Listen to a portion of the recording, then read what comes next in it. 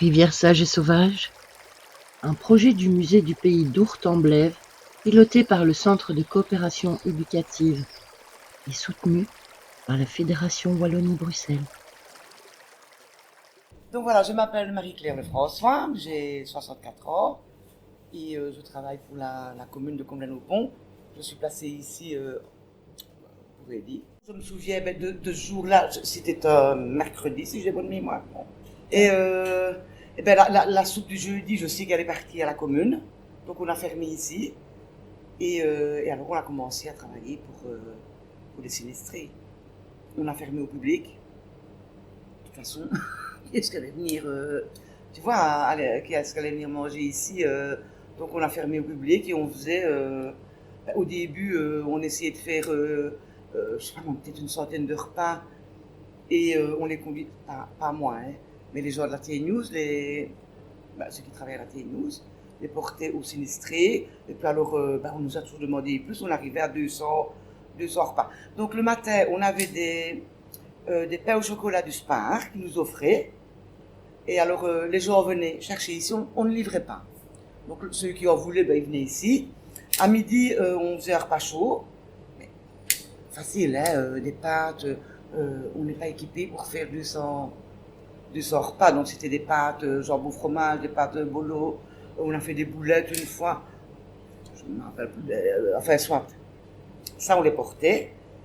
Non, pardon, je me trompe. À midi, le matin, je faisais de la soupe. Donc on portait la soupe à midi avec du pain. Et le soir, c'était le repas chaud que les employés de la TNews portaient. C'était genre 200 repas. Non, tu as de l'adrénaline et tu sens pas la fatigue. Mais moi, quand je suis ici, je suis bien où je suis ici. J'ai des problèmes de dos, j'ai des problèmes de haut, je sens rien ici. C'est quand je rentre, que je décompresse, donc que je n'ai plus l'adrénaline, que je rentre, et bien que ça, tous mes mots ressortent. Mais non, on ne sentait plus rien. Et je disais à mon mari, comment ça se fait que je tiens le coup? C'est l'adrénaline, ce n'est que ça. C'est vrai, sais-tu? On était 10, 12 facilement. Il y avait ceux qui venaient pour midi, on avait des bénévoles, des gens. Il y a une dame qui habite au-dessus, et ben, elle est venue se proposer pour faire des tartines. On faisait des tartines jambon fromage avec la soupe. Et plein de bénévoles, on nous sonnait pour venir nous aider. Donc des gens qui ne faisaient pas partie du relais. Et on acceptait tout le monde, évidemment. Et alors les courses, faire les courses, faire les menus, calculer combien. Tu peux pas commander, je sais pas moi, 4 kilos de fromage râpé pour le lendemain. On prenait tous pareil. Et on faisait les menus, alors on commandait parfois plus trop, parfois plus trop plus. Ça c'est. Alors on avait de plus en plus de demandes. Il y avait des endroits qui étaient vraiment impossibles à y aller. Puis quand ça est redescendu, on pouvait y aller. Donc il y avait toujours plus de demandes. Et je pense qu'on a fait ça pendant 15 jours. Ah ouais. Et puis et on a fermé une semaine, je pense, après, pour pouvoir se relever, nous autres. Hein.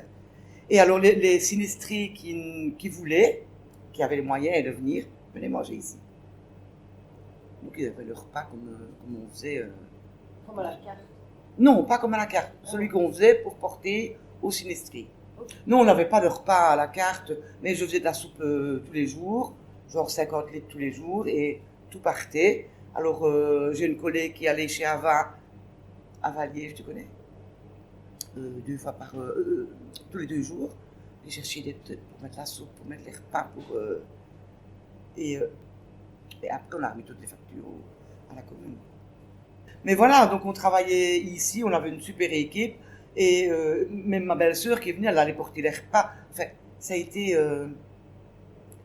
tout le monde se proposait pour venir aider, quoi.